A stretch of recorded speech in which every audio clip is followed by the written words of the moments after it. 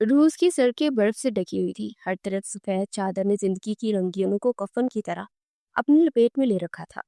इस दौरान एक लड़की आंखों में खौफ लिए तेज तेज कदमों से उस बर्फ के पहाड़ को क्रॉस करती जा रही थी। उसने ब्राउन लॉन्ग ऊनी कोट पहन रखा था। नाक तक चेहरा कवर था। सिर्फ आंखें नुमाया थी जो गहरी स्याह थी, बिल्कुल उसके बालों की तरह।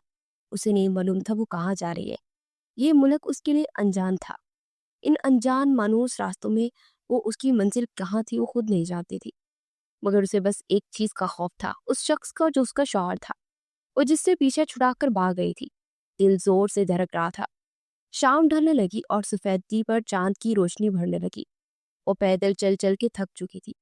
एक दरख्त के साथ टेक लगाए हाँफने लगी कि अचानक उसे महसूस हुआ कि कोई इसके पीछे आ रहा है। हाय माय लिटिल प्रिंसेस, अकेली कहाँ जा रही हो? मुझे साथ ले जाओ। आखिर इतना बड़ा खेल मैंने तुम्हारे साथ पाने के लिए तो रचाया था। वो उसे पीछे से दबोचता हुआ घर आया। तुम गजान की कैद से तो निकल आई हो, अब मेरी कैद से निकलोगी? तुम्हें पाने के लिए मैंने अपने दोस्त के साथ गद्दारी की, कीमत तो वसूल करूंगा ना तुमसे। रुदाबा उसकी गिरफ्त में फड़फड़ाने लगी। क्या बकवास कर रहे हो तुम? छोड़ो मुझे। मगर उससे पहले कि वो कोई मजाहमत कर दी, एक नोकीली चीज उसकी गर्दन में चुभी थी और हर तरफ अंधेरा छा गया। उसने निगाह उठाकर देखा तो उसकी आंखें इतनी खूबसूरत यूनिवर्सिटी को देखकर खैरा हो गई थी। उसे अपनी किस्मत पर यकीन नहीं आ रहा था कि वो इतनी बड़ी यूनिवर्सिटी ने उसे स्कॉलरशिप पर एडमिशन दे दिया है। उसका दिल चाह रहा था कि वो छलांगे मारे, खुशी से चीखे मारे, पूरी दुनिया को इकट्ठा कहे और कहे कि आज रुदाबा को सब कुछ मिल गया। पाकिस्तान से रूस तक के सफर ने उसे थका दिया था, मगर यूनिवर्सिटी को देखकर उसकी सारी थकन उतर गई थी। वो कल ही रूस की सरजमीन पर पहुंची थी। उसके साथ चंद पाकिस्तानी और भी लड़कियां थी। उन्होंने एक किराए का अपार्टमेंट में रहाइश इख्तियार की थी। मगर वो जानती थी कि उसे यहाँ से अपने सारे खर्चे खुद ही पूरे करने होंगे। अपने ख्वाबों की ताबीर तक पहुंचने के लिए उसे दिन रात मेहनत करनी होगी। यूनिवर्सिटी में आज उसका पहला दिन इंट्रोडक्शन से ही गुजरा था। सब प्रोफेसर बारी बारी आकर खुद को इंट्रोड्यूस करवा रहे थे और सब स्टूडेंट से उनका इंट्रोडक्शन ले रहे थे। वहाँ हर मुल्क के स्टूडेंट्स थे जो अपने साथ बहुत सारे ख्वाब लेकर आए थे, बिल्कुल रुदाबा की तरह। उसे एडमिशन तो स्कॉलरशिप पर मिला था, मगर वो जानती थी कि यूनिवर्सिटी में बहुत सारे खर्चे निकल आएंगे। उसे किताबें फ्री में नहीं मिलेंगी, नोट्स फ्री में नहीं मिलेंगे। उसे बहुत जल्द कोई जॉब ढूंढनी थी। यूनिवर्सिटी से वापसी पर वो अपार्टमेंट में जाने के बजाय रूस की सड़कों पर घूमने लगी। उसके चंद साथी स्टूडेंट्स का कहना था कि उसे किसी कैफे में या किसी रेस्टोरेंट रेस्टोरेंट में पार्ट टाइम जॉब मिल जाएगी, बस कॉन्फिडेंट होकर जाए। उसने पाकिस्तानी लिबास पहना हुआ था, सफेद ढीला डाला सा कुर्ता और नीचे खुला सा ट्राउजर। वो 2-3 कैफेज में जा चुकी थी, मगर सूलियों को देखकर उसे रिजेक्ट किया जा चुका था। शाम ढलने लगी और परेशान हो गई। उसे लगा कि जॉब चुटकियों में मिल जाएगी, मगर ये काम तो बहुत ही मुश्किल था। जो इन कैफेज और रेस्टोरेंट दोनों की डिमांड्स थी, वो रुदाबा पूरी नहीं कर सकती थी। उनका कहना था कि उन्हें एक ऐसी लड़की चाहिए जो पर्चीली हो और उसे मुख्तसर सा लिबास पहना हो ताकि ग्राहकों को अट्रैक्ट कर सके। मगर वो ये डिमांड पूरी नहीं कर सकती थी। उसने अपार्टमेंट में जाने से पहले ये कोशिश करनी चाहिए। वहां नुक्कड़ पर एक आलीशान सा रेस्टोरेंट बना हुआ था। उसे उम्मीद थी कि इतने खूबसूरत रेस्टोरेंट में उसे जॉब नहीं मिलेगी, मगर ट्राई करने में क्या हर्ज था। वो शीशे के दरवाजे स्लाइड करती अंदर दाखिल हुई। सामने ही सा ब्लाउज घुटनों तक स्कर्ट में मलबूस रिसेप्शनिस्ट ने उसे सरता पैर देखने के बाद पूछा, how can I help you ma'am? वो इंग्लिश में पूछ रही थी। आई वाना मीट योर मैनेजर। एडापा ने शाइस्ता इंग्लिश में कहा, no ma'am, he is a bit busy, you can't meet him right now. माजरत करते हुए बोली और कंप्यूटर पर झुक गई। उर्दाबा को थोड़ी सी इंसल्ट फील हुई। उसे अंदाजा हो गया था कि यहाँ उसकी दाल नहीं गलने वाली। वो एकदम से पलटी और दरवाजे की तरफ पड़ी कि अचानक पीछे से कोई लंबे लंबे डाक पड़ता उसके करीब आया। Hello ma'am, how can I help you? Asian Pakistani लहजे में इंतहाई पुरकशिश अंदाज, जिसने रिताबा को पलटने पर मजबूर कर दिया। उसके स्याह घने बाल कमर पर बिखरे थे। उसने अपनी आंखों में स्ताइश भरकर सामने वाले इंतहाई पुरकशिश पर्सनालिटी के हामिल एक 35 साल नौजवान को देखा, जो पैंट की जेबों में हाथ डाले खड़ा उसे ही देख रहा था। I want to meet the manager of this hotel, but I think he is busy. वो मुंह बनाकर बोली तो हैंडसम लड़का हंस दिया। No, I am free, you can talk. वो दाबा हैरत से भवे स्केरी, तो आप मैनेजर हैं इस होटल के? उसे सर पैर देखते हुए बोली, क्यों? मैं शक्ल से कोई मांगने वाला लगता हूँ आपको? उसने उर्दू में जवाब दिया और अदाबा हैरत से मुंह खोले से देखने लगी। क्या आपको उर्दू आती है? वो खुशी से बोली, मुझे ना सिर्फ उर्दू आती है बल्कि पंजाबी, सराइकी, पश्तो, बलोची सब जुबानें आती है। कहे तो सुना दूं? वो जैसे उसकी हैरतों को एंजॉय कर रहा था। उदाबा ने एक गहरा सांस लिया। इस गैर मुल्क में कोई अपना अपना सा लगा। एक्चुअली मैं रूस में स्कॉलरशिप पर आई हूँ। मुझे एक जॉब की जरूरत है। अपने दोस्तों से पूछा तो उन्होंने कहा कि किसी होटल में चले जाओ, मगर शायद प्ले हुए को ये रूसी लोग नापसंद कर रहे हैं। मगर मैं इसे बदल नहीं सकती। सोचा कि आपके होटल में आकर किस्मत आजमाऊं, इसलिए आपसे मिलना चाहती थी। वो वजाहत देते बोली, दैट्स ग्रेट। हमारे होटल में एक पाकिस्तानी लड़की काम करेगी। हमारे लिए फख्र की बात इससे और क्या हो सकती है? इन गोरी और बनावटी मेमों को देखकर मेरी तो तबीयत बेजार हो गई है। आप कल से ज्वाइन कर सकते हैं, नो प्रॉब्लम। वो दोस्ताना अंदाज में बोला तो रुदाबा का हैरत से मुंह खुल गया। उसने इर्द गिर्द का जायजा लिया। वो एक इंतहाई आलीशान होटल था। ऐसे होटल में किसी को जॉब मिलना खुशकिस्मती की बात थी। वो जहन में जोड़ तोड़ करने लगी, इतना बड़ा होटल तो तनख्वाह भी काफी ज्यादा होगी। मेरे सारे खर्चे निकल आएंगे आराम से। और मुखालिफ जैसे उसका चेहरा पड़ रहा था। आपको तनख्वाह के नाम पर एक हैंडसम अमाउंट मिलेगी, सो डोंट वरी। कल से ज्वाइन करना मत भूलिएगा।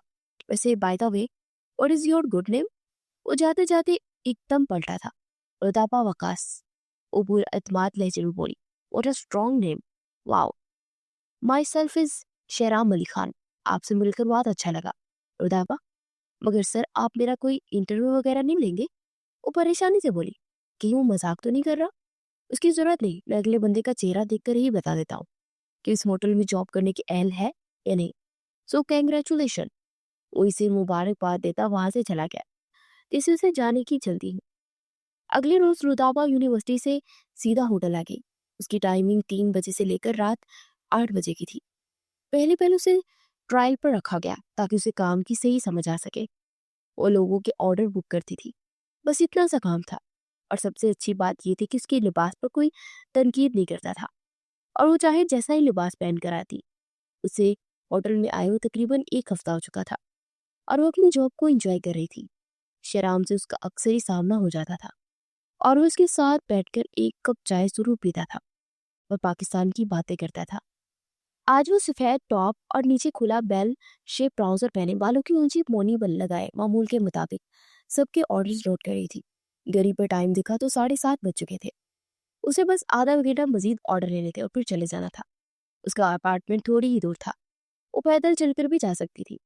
अचानक होटल का बड़ा दरवाजा स्लाइड हुआ। होटल के सारे मुलाजिम एकदम चौंकने हो गए। हर तरफ अफरा तफरी मच गई। अब फिर चंद सेकंड में वो सारे दरवाजे के इर्द गिर्द केदारों की सूरत में खड़े हो गए, हाथ बांधे, सर झुकाए, जैसे किसी खास हस्ती का इस्तकबाल करने के वाले हो। रुदाबा ये ऑर्डर नोट करने के बाद अपनी डेस्क के पीछे आकर खड़ी होगी। वो तजस्सुस नजरों से सामने दिखने लगी। यूं खड़े हैं जैसे इस मुल्क का वजीर आजम आ रहा है। उसने मुंह ही मुंह में बड़बड़ाया और फिर से पैड पर झुक गई। अचानक एक दिलफरेब परफ्यूम की महक उसके नथनों से टकराई और वो मशहूर सी हो गई। उफ, माय फेवरेट परफ्यूम। उसे जोर से सांस अंदर खींचा। आंखें बंद थी। जब उसने आंखें खोली तो सामने से कोई चलता आ रहा था। उसके इर्द गिर्द 2 मजीद लोग थे जो उससे मुस्कुराकर बात करते आ रहे थे। उनमें से एक शहराम था और दूसरा न जाने कौन, मगर दरमियान वाला वो बंदा जिसे मस्टराइज कर गया। उफ अल्लाह के ही, यूसुफ जाई तो नहीं आ गया? इस कराक्रम पर उसकी हार्ट बीट मिस हुई और वो फटी फटी निगाहों से उसे सामने चलता हुआ आता दिख रही थी। 6 फीट से निकलता कद, काले बाल, चेहरा इंतहाई वजीहा, सुर्खों सफेद, मखरूर खड़ी नाक के नीचे अनाबी लब जिनमें हल्की सी जंबिश हो रही थी। ग्रे सूट में मलबूस वो अपना चाम इधर उधर बांटता नाक की सीध में चलता आ रहा था। रुबादाबा का सांस अभी तक रुका हुआ था। इससे पहले कि वो ऊपर वाले जीने चढ़ता जो रुदाबा के वेस्ट डेस्क के साथ थे। अचानक वो पलटा और उसकी ओशन ब्लू आंखें रुदाबा की हैरतज़दा स्याह आंखों से टकराई, जो पेंसिल दांतों तले दबाए उसे दिख रही थी। अचानक उसको अपनी तरफ देखते पाके सटपटा गई और अपने बालों की आवारा लड़ों को कान के पीछे करने लगी। वो खजल सी होकर कागज पर नजरें झुका दी। सांस अभी तक गले में अटका हुआ था और ऊपर जाता तो इसका सांस नीचे आता। शराब ने उसके कानों में हल्की से सुरकोशी की और वो हाँ में सर हिलाता वहां से जीने चढ़ता। वो सांस गले से खारिज किया। ऐसा किताबों में पढ़ा था कि कोई लोग आपकी सांसें रोकने पर कादिर होते हैं। वो मुंह में खड़बड़ाई और घड़ी पर टाइम देखा तो 8 बजने में सिर्फ 5 मिनट रह गए थे। वो जल्दी जल्दी अपनी चीजें समेटने लगी। उसे बस अब जाना था और अपना बैग समेट के वो जैसे ही बाहर की तरफ जाने लगी, अचानक शेरान भागा भागा उसकी तरफ आया। मिस रताबा, हमारे बॉस आपसे मिलना चाहते हैं ऑफिस में। उस शक्ल से थोड़ा परेशान लग रहा था। सब खैरियत तो है ना शेराम सर? वो डेस्क की तरफ जाते हुए बोली। हाँ तुम परेशान मत हो, वो दरअसल मैंने उनकी परमिशन के बगैर तुम्हें रखा है ना। वो तुम्हें बुला रहे हैं, बट डोंट वरी, वो कुछ नहीं होगा। चलो मेरे साथ। परेशानी के आलम में उसके पीछे पीछे चली आई। उफ। दरवाजे के पार वो मकरूर खड़ी नाक वाला अपनी कुर्सी पर टांग जमाकर बैठा था। शेराम ने हल्की सी दस्तक दी और दरवाजा खोल दिया। उसके पीछे पीछे आने लगी। उसके दिमाग में मुख्तलिफ ख्यालात जुड़ रहे थे और आंखों में परेशानी थी। अगर तो उसके बॉस ने उसे नौकरी से निकाल दिया तो न जाने क्या होगा। तू सर झुकाए उंगलियां चिटकाए खड़ी थी। गजान सर, ये रुदाबा है, पाकिस्तान से यहाँ स्टडी वीजे पर आई है। इन्हें जॉब की जरूरत थी, सो मैंने इनको रख लिया। और ये कॉम्पिटेंट भी है अपना। शराम ने उसकी साइड ली। कुछ खास गेस्ट होटल में आ रहे हैं, तुम उनके लिए इंतजाम करो। शेराम ने सर को हाँ में जमिश दी और रुदाबा को तसल्ली हमें निगाहों से देखता चला गया। दिल जोर जोर से धड़क रहा था कि न जाने ये मुखालिफ इंसान पर्सनैलिटी का मालिक का कमाल था कि उससे मुकम्मल मरूब हो चुकी थी। बैठिए यहाँ पर। उसे अपने सामने बैठने की दावत दी तो रुदाबा कुछ हिचकिचाते हुए बैठ गई। सर प्लीज मुझे जॉब से मत निकालिएगा, एक बहुत मजबूर हूँ। मैं अपना काम बहुत अच्छी तरीके से कर रही हूँ। आप किसी से भी पूछ सकते हैं। आइंदा भी आपको कोई शिकायत नहीं होगी। वो नॉन स्टॉप बोलने लगी तो गजान पहली बार मुस्कुराया था और वो मुस्कुराते हुए और भी ज्यादा दिलकश लगा। रुदाबा ने उसके चेहरे से नजर हटा ली। बाकी बातें तो ठीक है, मगर एक बात अच्छी नहीं लगी मुझे। महदूद सा उसकी तरफ देखता हुआ बोला। तो रुदाबा का सांस रुक गया। जी जी, वो क्या? उसने मासूमियत से पूछा। आप बहुत ज्यादा बोलते हैं। अगले बंदे का मौकफ सुने बगैर रुदाबा उसके कमेंट पर दांत तले जुबान दबा गई। सॉरी सर, अगर आपको बुरा लगा तो उसने फौरन माजरत की। मैं सैयद गजान अली शाह हूं। मुझे इसी नाम से पुकारा जाए। या आप जनाब के तकल्लुफ़ात मुझे अच्छे नहीं लगते। जी जी सर, मेरा मतलब गजान सर। उसकी तरफ दिलचस्पी से देखता मुस्कुराया। अब आप जा सकते हैं, आपको शायद लेट हो रहा है। वो रेस्ट वॉच पर वक्त देखता हुआ बोला। Nice to meet you mister Adaba. उसके उठते ही खजान ने गहरी नजरों से उसे देखा तो बस मुस्कुरा दी। शुक्रिया सर। वो जल्दी से वहां से भाग गई। Interesting, very interesting. उसके जाने के बाद उसी को सोचने लगा। इतने में शहराम ऑफिस आया। गजान अली ने सारे इंतजाम देख लिए हैं, फिक्र मत करें। उसके सामने बैठता हुआ बोला। ये लड़की रदाबा, आई लाइक हर। कुछ अलग सी बात है इसमें। कुछ लोग ऐसे होते हैं जिन्हें पहली नजर में देख के इंसान को लगता है कि इनकी दुनिया बस इन्हीं के गिर्द घूम में लगी है। मुझे इसके बारे में सारी इन्फॉर्मेशन चाहिए। अगर इसे यहाँ पर कोई भी प्रॉब्लम है तो तुम मुझे फौरन बताओगे। चराम उसकी बात पर हैरान हुआ। खजान वो आपके टाइप की नहीं है, मेरा मतलब वो आम सी लड़की है। आपको कोई लड़की की कमी थोड़ी ना है। वो हल्के फुल्के अंदाज में बोला तो खजान उसे देख कर रह गया। अब तुम मुझे बताओगे कि कौन मेरी टाइप की और कौन नहीं? अपनी शक्ल गुम करो यहाँ से, मैं खुद पता कर लूंगा। वो दोबारा से लैपटॉप पर झुक गया तो शहराम ने एक सर्द आ पड़ी और निकल गया। नीचे आया तो रुदापा वहां से जा चुकी थी। वो मुट्ठियां बीच कर रह गया। और फ्लैट में दाखिल हुई तो लोगों पर मुस्कुराहट थी। वो अभी तक गजान की जादुई चाम से बाहर नहीं निकली थी। उस शख्स के साथ गुजारे के चंद पल ही उसे मस्मराइज कर गए थे। अगले रोज वो होटल पहुंची तब मामूल के मुताबिक अपने काम करने लगी। सबके ऑर्डर्स नोट करने लगी। अचानक शेहराम वहां आन पहुंचा। रुदाबा ने मुस्कुराकर उसे सलाम किया तो वो भी मुस्कुराया। मिस रुदाबा, आज से आप ये काम नहीं करेंगी। रुदाबा उसकी बात पर एकदम ठहर गई। दिल जैसे धड़कना बंद हो गया। क्या मतलब? मेरा काम आपके बॉस को पसंद नहीं आया क्या? वो एकदम से रहा सी। अरे नहीं, बॉस को आप इतनी पसंद आई कि इन्होंने आपकी तरक्की कर दी। आप हर टेबल पर जाकर ऑर्डर नोट नहीं करेंगी। या जितने वर्कर्स काम करते हैं, आप इन सब की अब मैनेजर हैं। उनके काम पर नजर रखेंगी और किसी भी किस्म की शिकायत की सूरत में इन्फॉर्म करेंगी। उसे उसका काम समझा रहा था और रिदाबा हैरत जरा सी उसे देख रही थी, जैसे ये कोई ख्वाब हो। ये ख्वाब नहीं, हकीकत है, क्योंकि आप फौजान अली की दुनिया में कदम रख चुकी हैं। आपको बहुत कुछ ऐसा फेस करना पड़ेगा जो आपको चौंका देगा, बट आपके पास कोई चॉइस नहीं है। वो कंधे झुकाकर उसे कहने लगा। रुदाबा की गर्दन के बाल तक खड़े हो गए थे। मेरा क्या मतलब है इसका बात का? मैं भला उनकी दुनिया का हिस्सा कैसे बन सकती हूँ? मेरा और इनका क्या मुकाबला भला? शराब तल्खी से हंसा। आप गजान अली को पसंद आ गए, वरना आज तक ऐसा नहीं हुआ कि उन्होंने किसी वेटर्स को अपने ऑफिस में बुलाया हो। आप बहुत मासूम है रताबा। मेरी दुआ है कि आपकी मासूमियत बरकरार रहे। वो अफसरदा दिखाई दे रहा था। रुदाबा का दिल जैसे धड़कना भूल गया। वो भी यकीन थी, शल थी। भला मैं उन्हें कैसे पसंद आ सकती हूँ? वो तो बहुत बड़े लोग हैं, मैं तो एक मामूली सी लड़की हूँ। वो अभी तक उलझी हुई थी। शेराम हंस दिया। आप खुद भी नहीं जानती अब क्या है, और जिन्हें आप बड़ा इंसान कह रही हैं वो बड़ा कैसे बना है। अगर ये अंदाजा आपको हो जाए तो शायद आप डर कर भाग जाए। क्या मतलब? मैं भला क्यों डरूंगी उनसे? वो कोई माफिया या क्रिमिनल है क्या? वो हंसती हुई बोली तो शहराम एकदम से ठहर गया। अब उसके कान के करीब आया। वो इस मुल्क का सबसे बड़ा डॉन है। इस मुल्क के अंदर जितने भी गलत काम होते हैं वो सब इन्हीं के अंडर होते हैं, और हम उनकी राया है। हम तो मजबूर हैं कि हम इनसे अपना ताल्लुक खत्म कर लें, तो हमारा ही खात्मा कर देंगे। और आज से जान लें कि आपके पैरों में बेड़ियां पड़ चुकी है। गजान अली के नाम की आपको चाह उससे फरार नहीं कर सकती। उसकी सरगोशी ने रदाबा को सर से लेकर पैर तक झंझोड़ दिया। उसका जिस्म थर थर कांपने लगा। जिस जॉब के लिए वो दुआ करी थी कि उसे ना निकाला जाए, एकदम से वो इतनी खौफजदा हो गई कि उसने ठान ली कि कल से उस होटल नहीं आएगी। वो शहराम की किसी बात का जवाब दिए बगैर अपना पर्स उठाकर वहां से चली गई, और शहराम पीछे से कहका लगाकर हंस दिया। उसे वाकई मासूमियत पर प्यार आ रहा था। और फिर वो एकदम से संजीदा हुआ। उसकी आंखों में चिंगारियां सी रकम हो गई थी। खजान अली, इस बार मैं तुम्हें जीतने नहीं दूंगा। तुम्हारी मोहब्बत की भाड़ में। अब देखता हूं कि तुम मेरे बगैर अपनी मोहब्बत तक कैसे पहुंचते हो। वो दिल में ठान चुका था कि रुदाबा को खजान अली से दूरी रखना है। वो यूनिवर्सिटी से सीधा फ्लैट आ चुकी थी और दरवाजा बंद कर देती। सारा दिन वो अपने कमरे में बंद रहती। उसे बहुत ज्यादा खौफ महसूस होता था। जिस शख्स से वो पहली नजर में इतनी मुतासिर हुई थी, अब उसी के नाम से उसे खौफ आने लगा था। उसे अब किसी भी कीमत पर इस होटल से वापस नहीं जाना था। उसे सोच लिया था कि कुछ दिन ठहर कर कहीं और जॉब ढूंढेगी, मगर गजान अली के साय से भी दूर रहेगी। वो अब रोजाना होटल आता था। पहले वो महीनों बाद वहां का चक्कर लगाता था, मगर अब ऐसा नहीं था। आज भी ऑफिस में बैठा उसके सामने शहराम खड़ा था। क्यों छोड़ दी उसने जॉब? क्या उसे ये जॉब पसंद नहीं आई? पहले तो वो बहुत खुश थी यहाँ से काम कर रही थी, तुम्हारे बकू। फिर अचानक ऐसा क्या हुआ कि बगैर किसी को बताए वो चलेगी? उसका बस लगाओ शहराम खान मालूम करो। उससे क्या हुआ है तुम्हारे लिए तो ये कुछ भी मुश्किल है ना?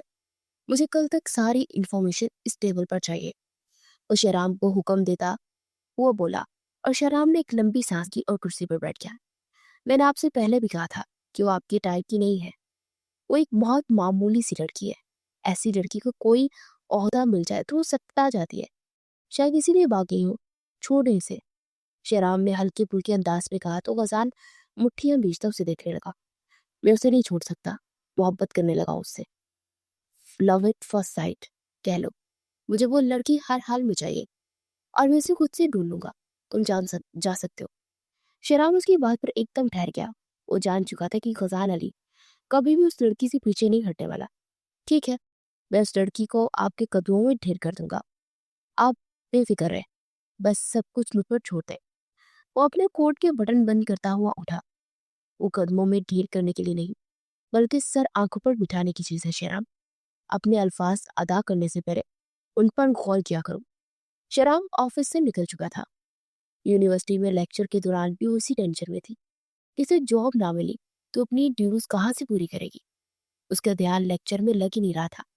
लेक्चर के बाद वो बेदिली से क्लास से निकली तो किसी से जोर से टकराई। सामने वाला शायद अपनी आंखें कर रख कर आया था। वो खुद भी शायद थी और ही देख रही थी। आई यू ब्लाइंड? उल्टा उस पर चीखा। 19-20 साल का दुबला पतला, फरजदारी और बुरे बालों वाला लड़का। उसने उसी पर इक्तफा न किया, बल्कि रिदाबा को कंधे से पकड़ कर दूर धक्का दिया। Foolish Pakistani girl. वो न जाने इसकी पाकिस्तानी होने पर क्या क्या अलकाबात से नवाज रहा था। रिदावा को भी गुस्सा आया। कबीले बेगैरत, तुम्हारी जुर्रत कैसे हुई? वो जोर से उर्दू में चिल्लाई, मगर वो समझ गया कि उसे गाली दे गई है, क्योंकि गाली जिस जुबान में पीती जाए अगले बंदे को समझ आ जाती है।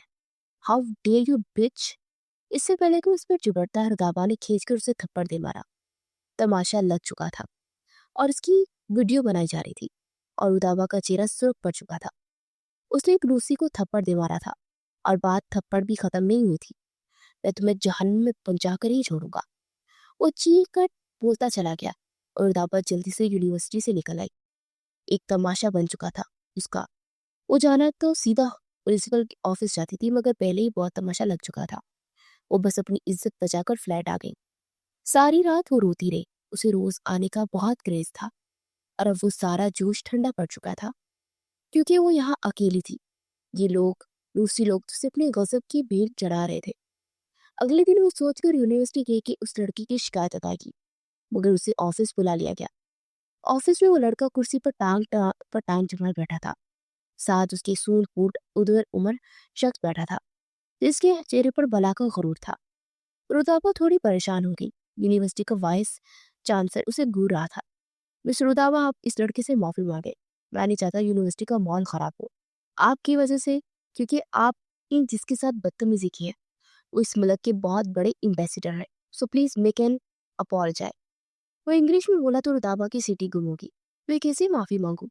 इसने मुझसे पहले बदतमीजी की, मुझे धक्का दिया।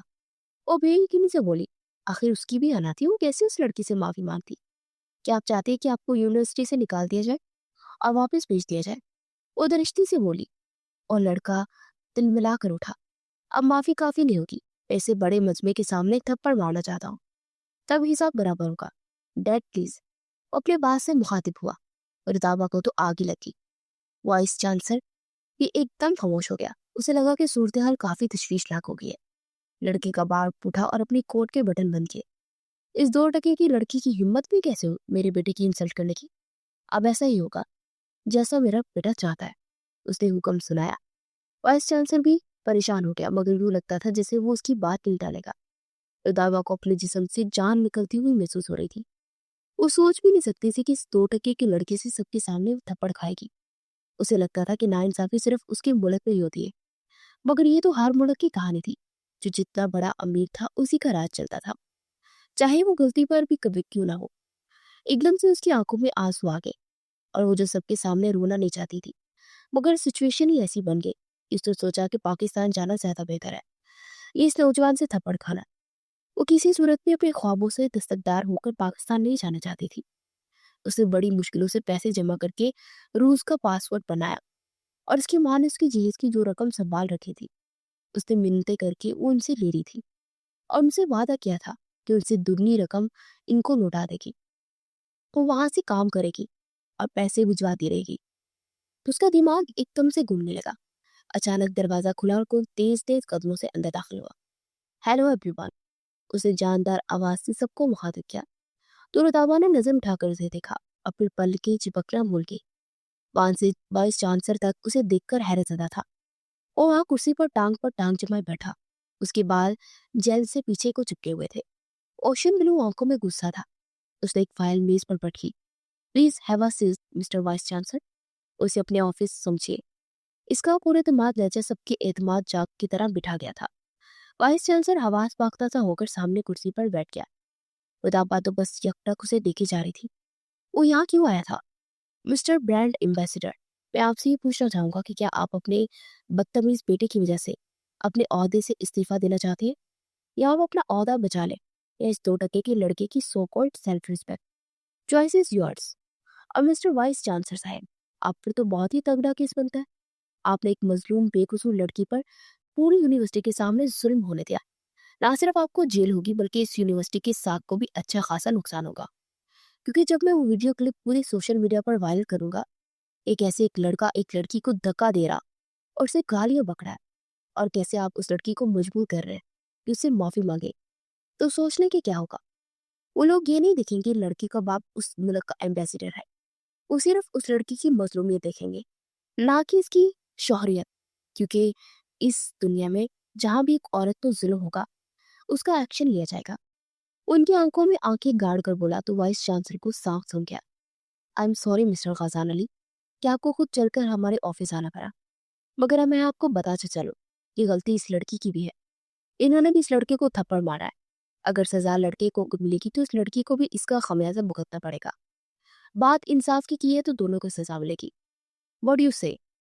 इससे बेहतर है कि हम इस मामले को यही दबा दें। वाइस चांसलर की बात पर उस लड़की का चेहरा सुर्ख हो गया, मगर उसके बाप ने उसे घूरा, क्योंकि उनसे बड़ा शेर इस किरदार में आ चुका था। ठीक है, मुझे कोई एतराज नहीं, मगर शुरुआत इस लड़के ने की थी, बदतमीजी करने की, इसलिए उस ऑफिस के अंदर रुदाबा से माफी मांग ले, तो मैं इस मामले को यही खत्म कर दूंगा। वो सुकून से बोला और उस लड़की की बाप की जाने देखा। वो फौरन से उठा और लड़की को इशारा किया, साथ घूरी से विरमा था। उन पर उनका ही दाव उल्टा पड़ चुका था।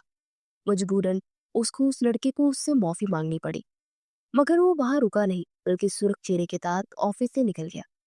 गाजान मुस्कुराया और उठ बैठा।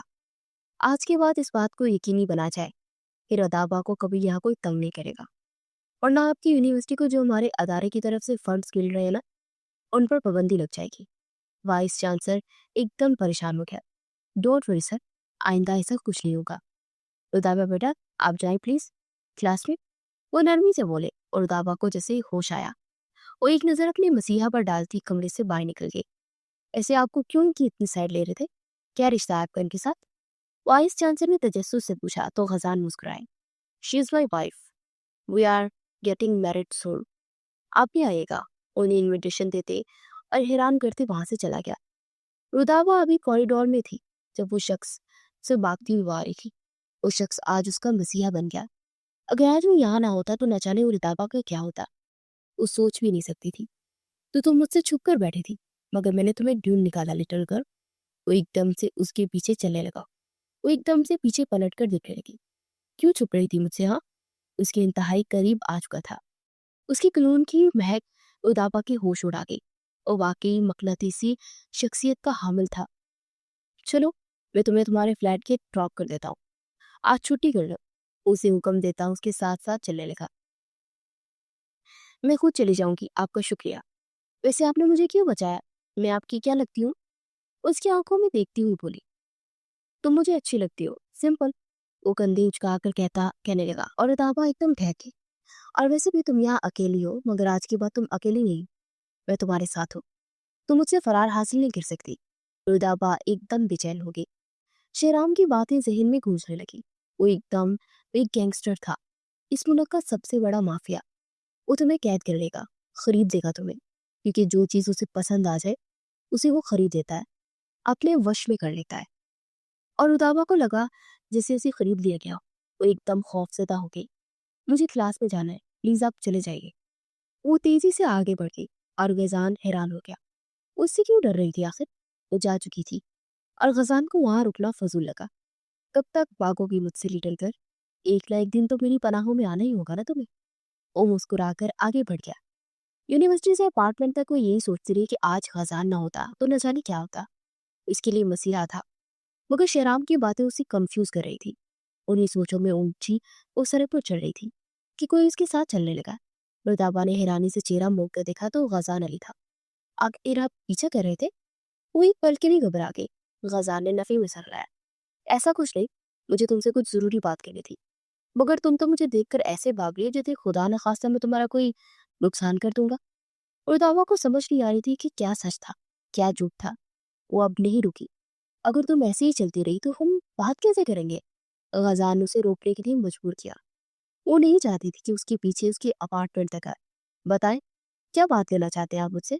बलाखिर उसने बात करने का फैसला कर ही लिया। मुझे तुमसे शादी करना है।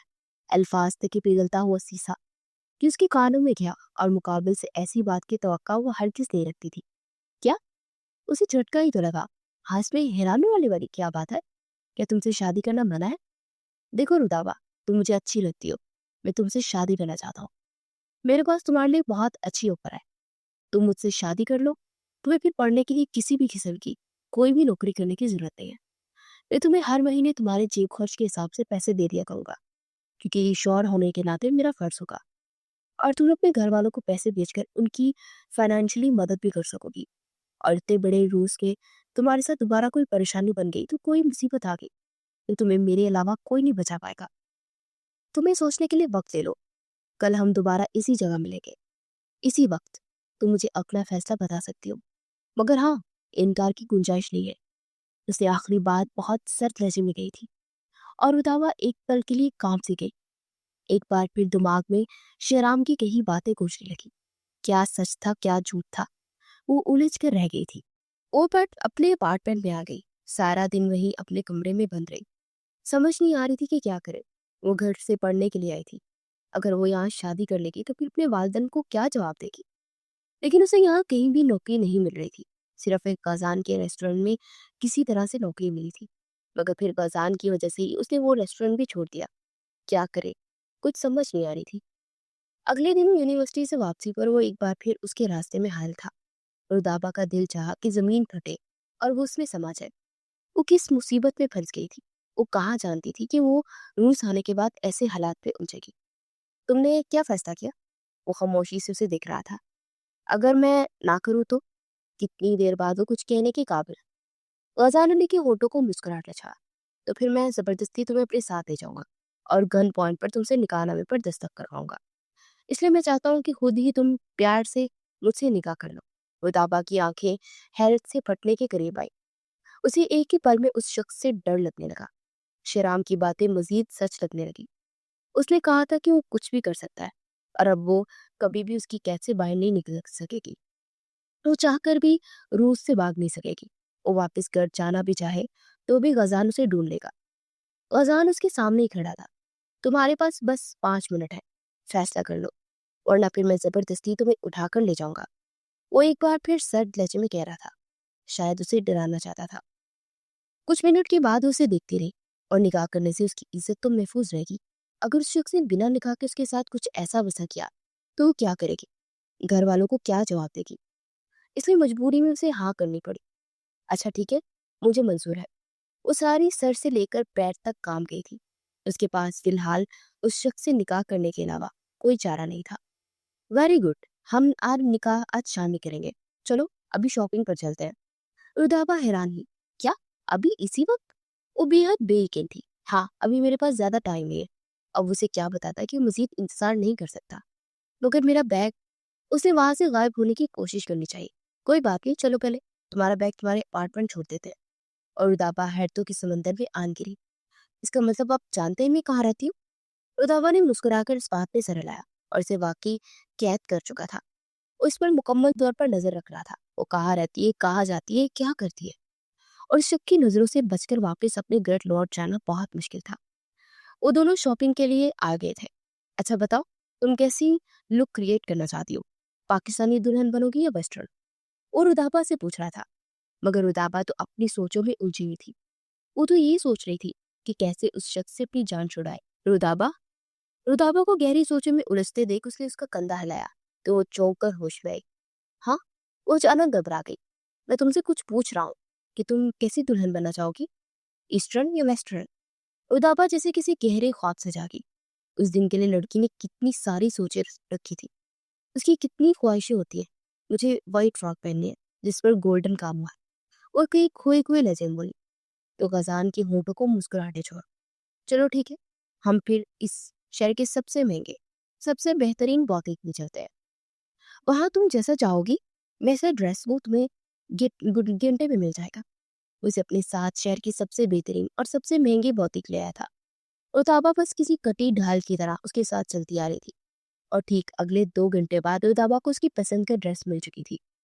ड्रेस के बाद उसने उसके साथ मैचिंग मैचिंग जूता, ज्वेलरी, मेकअप, हैंडबैग, हर चीज रुताबा को लेकर दी। रुदाबा बस खामोशी से उसके साथ चलती जा रही थी। हाँ, ये सच था। उस शख्स के शहर में जगड़ी जाती थी। मगर फिलहाल उसे क्या करना था, चाहे वो खुद ले जाती थी। शाम के वक्त वो इसे अपने साथ किसी अपार्टमेंट में लाया था। न जाने वो अपार्टमेंट किसका था। मगर उसने निकाह का इंतजाम नहीं किया था। अब वो जानती थी कि रूस जैसे मुल्क में निकाह का इंतजाम करवाना काफी मुश्किल है। मगर गजान अली के लिए बिल्कुल भी मुश्किल नहीं था। निकाह हो गया। निकाह के वक्त शहराम कहीं भी नहीं था। और दावा को उम्मीद थी कि शहराम वहीं कहीं होगा तो चलो उससे मदद मांग लेगी। मगर अब वो कैसे गजान अली के चंगुल से बाहर निकलेगी? निकाह के बाद वो उस अपार्टमेंट से बाहर निकल आया और उसके साथ उसकी गाड़ी में बैठी। और वो संजीदगी से गाड़ी ड्राइव कर रहा था।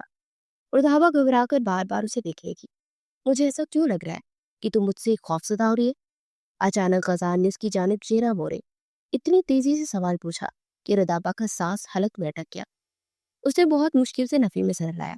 नहीं, ऐसा तो कुछ भी नहीं। वो घबरा रही थी। गजान के होठों को मुस्कुराहट ने छुआ। रिलैक्स, परेशान मत हो, अब तुम मेरी हो, मुझे कोई जल्दी नहीं है। अगर तुम इस वजह से घबरा रही हो तो रिलैक्स हो जाओ। और नरमी से उसका हाथ पकड़े मुस्कुरा कर बोला। मगर उदाबा को तो बुरे बुरे ख्यालात आ रहे थे। उसे अपने साथ लिए एक बहुत खूबसूरत बंगले में आया। उदाबा हैरत से इतने बड़े महल को दिख रही थी। वो बंगला कम, महल ज्यादा था। ये मेरा घर है।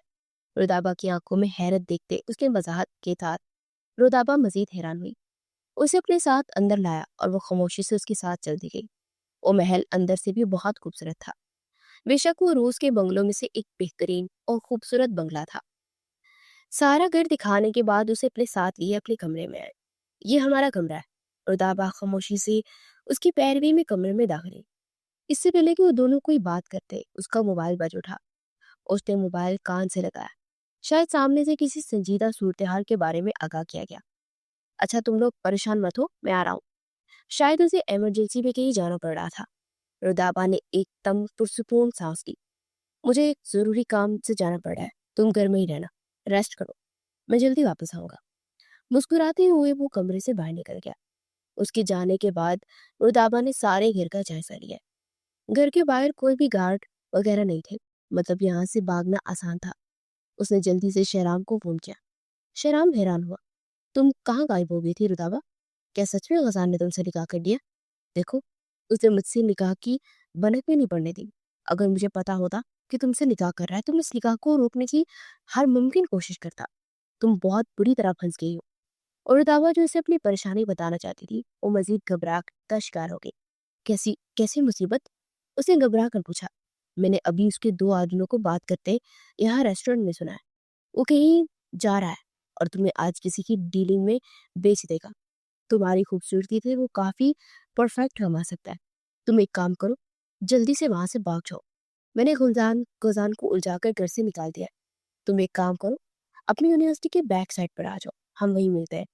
मैं तुम्हें बाहिफाजत यहाँ से बाहर निकालने की कोशिश करता हूँ। रिताबा का तो ऊपर का सांस ऊपर और नीचे का नीचे अटक गया। गासान का चेहरा आंखों के सामने रह रहा है। वो इस हद तक जा सकता था, रुदाबा को उम्मीद नहीं थी। मुझे बहुत डर लग रहा है शहराम, वो घबरा कर बोली। परेशान मत हो, मैं तुम्हारे साथ हूँ। तुम जल्दी से यूनिवर्सिटी की बैक साइड पर मुझसे मिलो।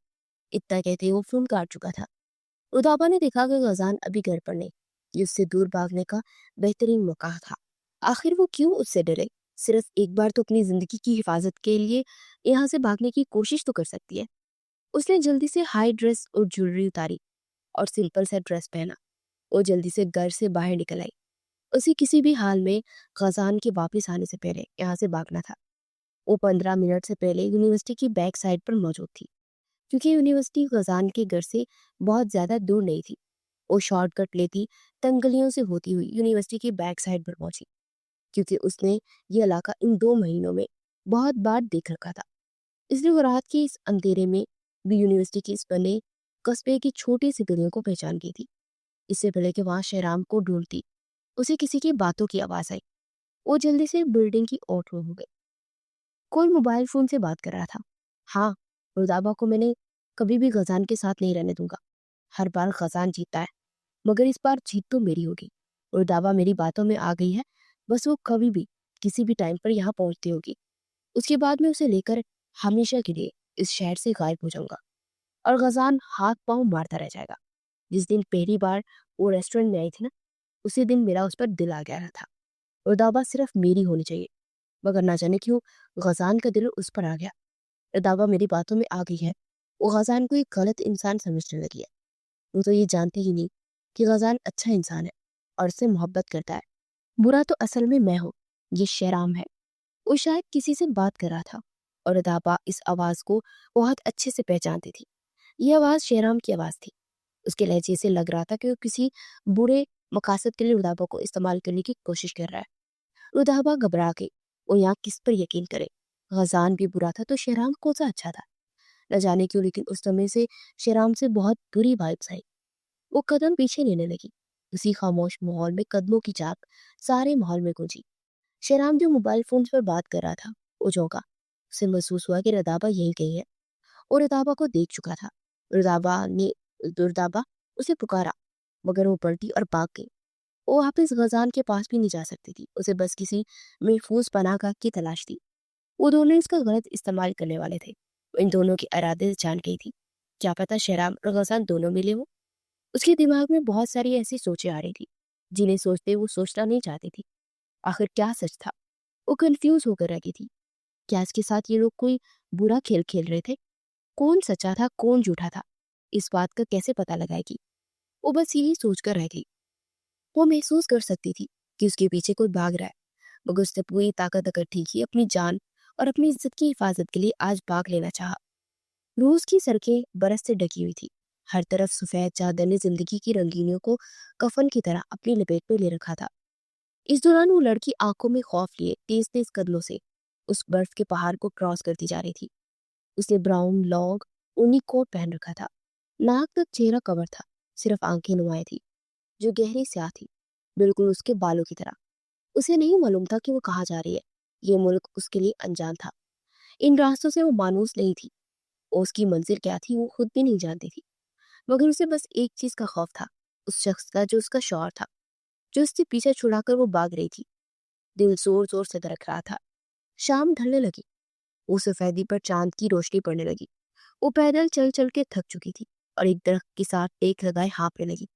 अचानक उसे महसूस हुआ कि कोई उसके पीछे खड़ा है। हाय माय लिटिल प्रिंसेस, अकेली कहाँ जा रही हो? मुझे साथ नहीं लेकर जाओगी? आखिर इतना बड़ा खेल मैंने तुम्हारे साथ पान के लिए तो रचाया था। वो इसे पीछे से दबोचता हुआ कराया था। तुम खजान की कैद से तो निकल आई हो, मगर अब मेरी कैद से कैसे निकलोगी? तुम्हें पाने के लिए मैंने अपनी दोस्त के साथ गद्दारी की। कीमत तो वसूल करूंगा मैं अब तुमसे। रुदाबा उसकी गिरफ्त में फड़फड़ाने लगी। क्या बकवास कर रहे हो तुम? छोड़ो मुझे। मगर इससे पहले कि वो कोई मजामत करती, एक नोकीली चीज उसकी गर्दन में चुभी और हर तरफ अंधेरा छा गया। दोबारा जब उसकी आंख खुली तो उसने खुद को एक अंधेरे कमरे में पाया। वो कुर्सी पर बंधी पड़ी थी। उसके सामने शहराम टांग पर टांग चढ़ाए बैठा था। तुम पर भरोसा किया था मैंने। शहराम, तुमने मेरे साथ क्या किया? वो अपने हाथ पांव खोलने की कोशिश कर रही थी। ओ माय लिटिल प्रिंसेस, तुम कितनी मासूम और भोली भाली हो। वो खबासत से मुस्कुराया। इसका मतलब जो कुछ भी गजान के बारे में कहा था वो तुमने वो सब झूठ था। जब रुदाबा की दिमाग की गेंटियां बजी, शेराम ने बिना डरे अस्पात में सर हिलाया। हाँ, वो सब कुछ सच था, लेकिन गजान की जगह वो माफिया लीडर मैं हूँ। तुम्हें पहली नजर देखकर मेरा दिल तुम पर आ गया था। मैंने बहुत हुस्न देखा, मगर तुम जैसी कली आज तक कभी नजर ना आई। मैं तुम्हारे हुस्न में पागल होने लगा। बहुत कोशिश की, लेकिन तुम हो ही इतनी हसीन, किसी को भी अपने वश में करना जानती हो। मैं तुम्हारे लिए बहुत अच्छी ऑफर लेकर आया हूं। गजान को भूल जाओ, हम दोनों उसे मिलकर मार देंगे। उसके बाद इस सारे रूस पर मैं हुकूमत करूंगा और तुम मेरी शहजादी बनकर रहना। कैसा ख्याल है? शेराम उसे अपने गंदे इरादों के बारे में आगाह कर रहा था। रुदाबा की आंखों के सामने खजान का चेहरा चेहरा लहराया। उसे एक पल के लिए उस शख्स की आंखों में अपने लिए मोहब्बत आज दिखाई दी थी। वो नफरत लफी में सर हिला गई। हल्की से, मैं गजान की बीवी हूँ। तुम्हारे साथ हर किस कोई घटिया प्लानिंग नहीं करूंगी। मैं ही पागल थी, तुम्हारी बातों में आकर वहां से भाग गई। मगर मैं तुम्हारा किसी किस्म का कोई साथ नहीं दूंगी। मैं तुम्हारा कोई भी मकसद कामयाब नहीं होने दूंगी। शहराम, सुन लिया तुमने? वो चीखी थी। तुम्हारे पास सोचने के लिए बस 1 घंटा है।